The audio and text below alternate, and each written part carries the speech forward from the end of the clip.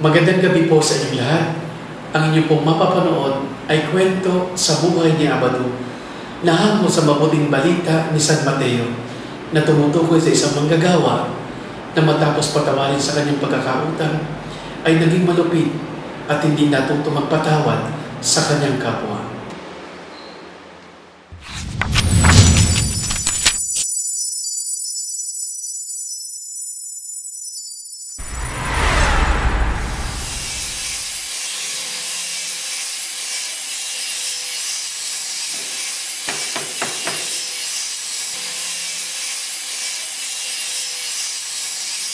Aris, anak, halika.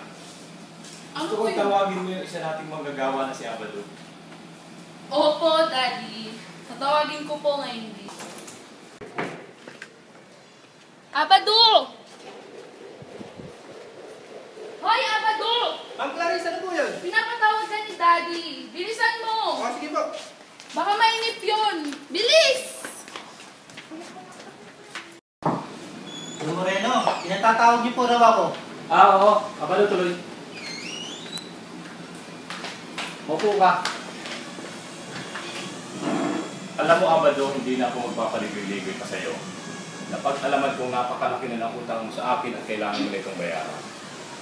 Sa katunayan, nangako ka sa akin na babayaran mo ako agad. Pero hanggang ngayon, lahat ng pangako mo ay nakapako. Oh, yan ang hirap sa inyo eh. Mahilig kayo mangutang, hindi kayo marunong magbayad. Pati ba naman pangbayad ng kuryente, kailangan din nyo pa i-depende. Sobra-sobra na ang tulong na binibigay namin sa inyo, ganyan pa kayo. Hindi kayo marunong magbayad sa tamang oras. Mabahala ka mga dito. Hoy, Abado, pinagbibigyan ka na namin. Pero, kailangan makapagbayad ka kahit papano. Isang lang yung natitira mong kabuhayan, lalo na lupa, pwedeng ibenta. Kahit kapraso. Opo. Ako. Makabayad ka sa utang mo. Bridget, pakitingnan mo nga dyan sa computer listahan ng mga utang ng ating mga manggagawa. Sandali lang po.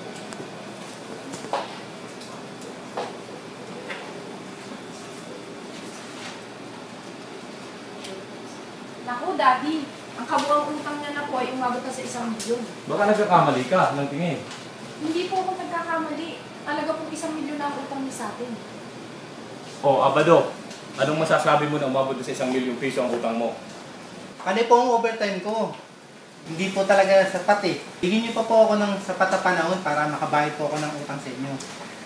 O sige, Abado, muli kitang bibigyan ng pagkakataon at sapat na panahon para makabayad ka sa mga utang mo. Maraming salamat po. Napakabuti po ninyo. Tatanawin ko pong malaking utang na loob. Bakit ba ako tinatawag na mabuti? Ang Diyos lang ang mabuti at punong-puno ng pagmamahal. Oy, Abado, salamat ka. At mabait tong asawa ko at mabait siyang bossing mo ha. Eh kung hindi, kulong ka na. Naku. Kaya sa ulit, pag-igihin mo ha. Huwag mo iasa sa utang ang pamumuhay mo.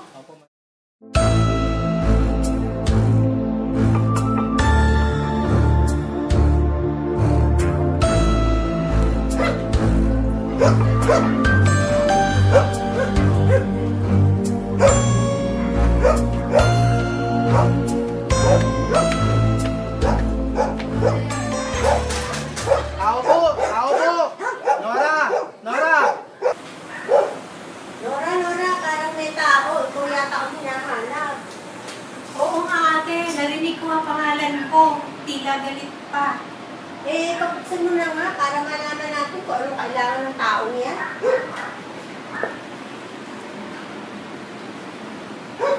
Oh, Abado, ikaw pala. Pasok.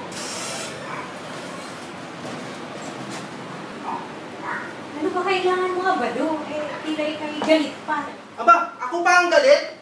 Aba, nakalimutan mo na yata ang utang mo sa akin. Hindi ko nakakalimutan yung utang namin, Abado.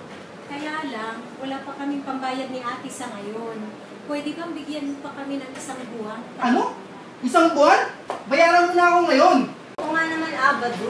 Nakikiusap kami. Pasensya ka na. Dipid lang talaga kami ngayon eh. Aba, hindi pwede yan. Kukunin itong TV bilang kabayaran ninyo. Abado, parang awa mo na. Parang awa mo na.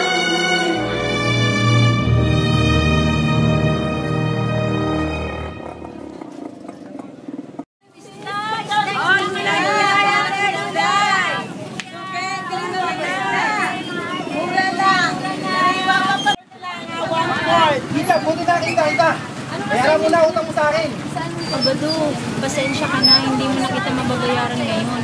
Mahina talaga ang benta Pwede yung ngayon. katwira mo yan. Kung ayaw mong bayad, kukunin ko na yung pahinga mo. Hawak na kapag Abado. Wag mo. Di ba nga anak ko, pinapanahin. Akin na, akin na. Akin na, akin na to. Akin na po natin.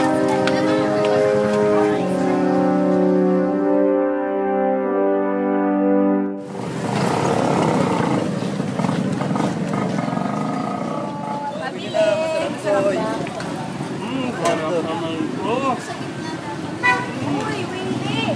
Dahan-dahan sa pagkain ng fishbowl. Baka maulit naman yung allergy ng mga paa mo. Ay naku, Susan, pabayaan mo siya. Matigas ang ulo ni Lili. Kaya hayaan mo siya. Pabayaan natin siya. O, Entong. Bayad ka na ng utang mo. Napakatagal mo nang hindi magbabayad ng utang, ha? Pasensya ka na, Abado. Bayad ako ng tuition fee ng dalawang anak. Sa estabasan, kasakit ako. Kailangan ko ang pera. Hindi pwede yan. Anong pahinga mo? Akin na yung pagbentahan mo. Ha? Wala pa. Awa ka na, Abado. Hindi pwede. Akin na, akin na.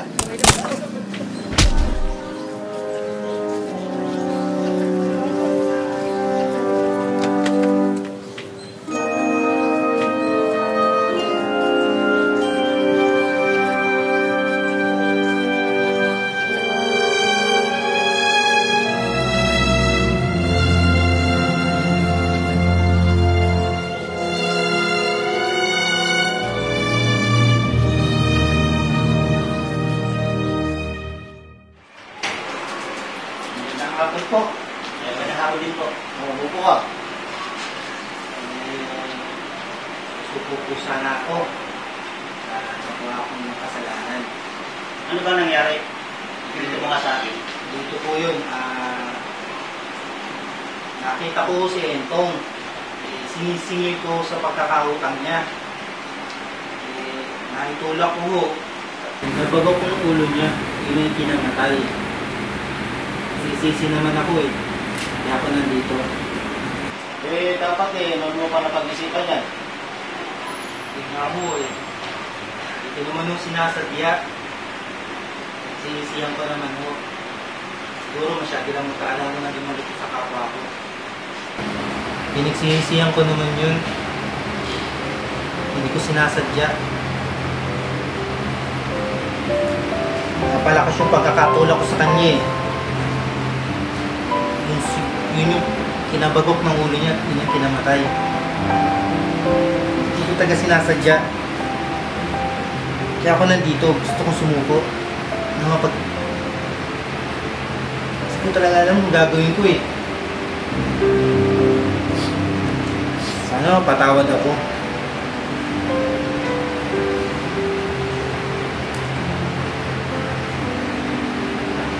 Abado, alam namin na nagsisisi ka, pero may batas tayong dapat mo panagutan. Watch, nandiyan ba si Cortez? Parang wala yata bas eh. Anong gagawin natin dyan? Nagsabat ka eh, dali na sa kulungan. O sige, Bats, dali mo na sa silda.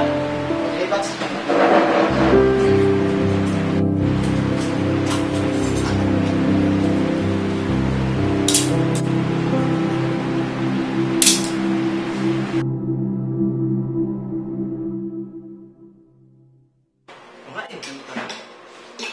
Ano to? Sardinas na naman? Pagkita mo niyan, Kosa, wala naman tayo sa mansion eh. Buti namin, nakakain pa tayo. Oh, Kosa, mukhang wala ka na naman gana kumain. Oh, ano ba problema?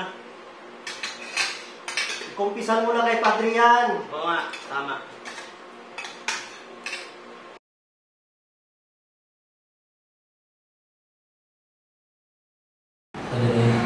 Pinagsisisihan ko po ang mga kasalanan sa akin kapwa. Abado, anumang bigat ng kasalanan na nagawa mo sa Diyos, siya yung magpatawad sa iyo. At ikay pinapatawad ko sa ngalan ng Ama at ng Anak at ng Espiritu Santo. Amen.